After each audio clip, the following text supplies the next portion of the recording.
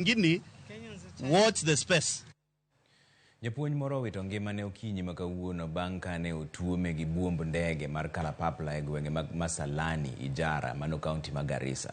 Kaluwore kod komishona mar kaunti ma Garissa, Solomon Chesuti, japuonjno en achiel kuom jopuonj motelo ne tayo penj mag KCSE madhi nyime seche mowuoyeni. Chesuti okoni ringre japuonjno moyang kaka Ahmed Nur Ismail ne okaw kod obila, mak mana ni gibiro chwale ne anyuola mondo ike kaluwore kod chike mag din mar Islam.